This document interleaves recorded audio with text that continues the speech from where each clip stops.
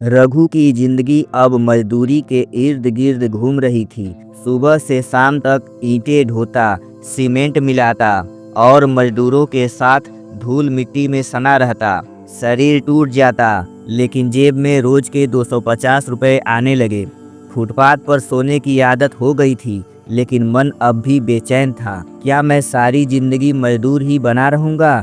यह सवाल हर रात उसे सोने नहीं देता था। रघु जानता था कि अगर वह इस दलदल से बाहर नहीं निकला तो कुछ सालों में वह भी उन मजदूरों की तरह हो जाएगा जो जिंदगी भर इमारतें बनाते हैं, लेकिन खुद के लिए एक छोटा सा घर भी नहीं बना पाते। एक शाम जब वह अपने पैसों को गिन रहा था तो पास बैठा माधो काका, जो वर्षों से इसी फुटपाथ पर रह रहे थे, उसकी ओर देखकर बोले, बेटा, बचा रहा है कुछ?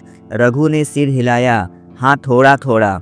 माधो काका ने हंसकर कहा, अच्छा कर रहा है, लेकिन यह शहर किसी की बचत नहीं रहने देता।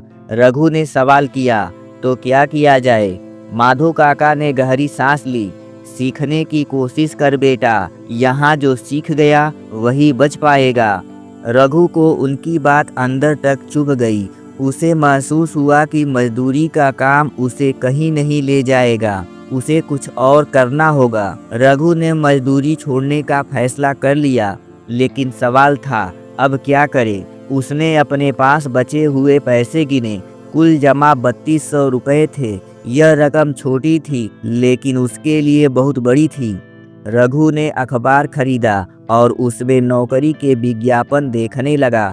हर जगह वही सवाल थे, अनुभव चाहिए, डिग्री चाहिए, अंग्रेजी चाहिए। रघु के पास इनमें से कुछ भी नहीं था, लेकिन उसके पास हिम्मत थी।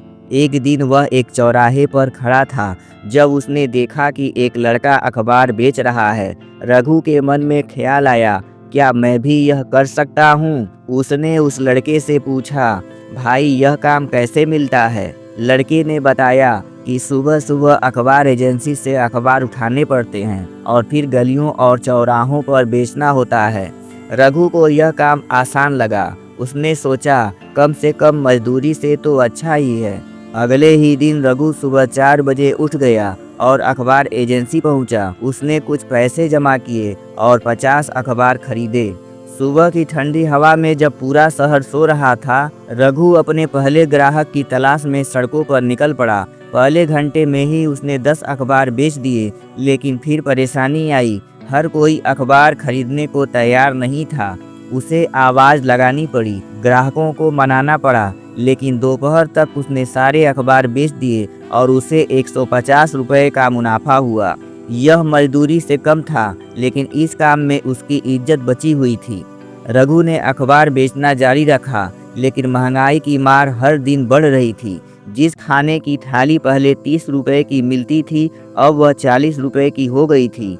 हर चीज़ महंगी होती जा रही थी, लेकिन आम आदमी की कमाई वही की वही। रघु ने सोचा, अगर मैं ऐसे ही चलता रहा तो मैं कभी आगे नहीं बढ़ पाऊंगा। रघु को याद आया कि जब उसने नौकरी के लिए कोशिश की थी तो हर जगह अंग्रेजी की जरूरत थी। उसने तय कर लिया, अब मैं अंग्रेजी सीखूंगा, लेकिन सवाल था, कैसे? पैसे तो स्कूल या कोचिंग में जाने के नहीं थे। एक दिन जब वह अखबार बेच रहा था तो एक ग्राहक ने उसे रोका, तुम क्या करते हो? उस ग्राहक ने पूछा, अखबार बेचता हूँ, लेकिन कोई और अच्छा काम करना चाहता हूँ। पढ़ाई की है? हाँ, बीए किया है। फिर यहाँ क्यों? रघु ने अपनी पूरी कहानी बता दी। उस आदमी ने उसकी बातें ध्यान से सुनी और फिर कहा, अगर सीखने की हिम्मत है तो मैं तुम्हारी मदद कर सकता हूँ। रघु की आंखें चमक उठीं। आगे क्या होगा?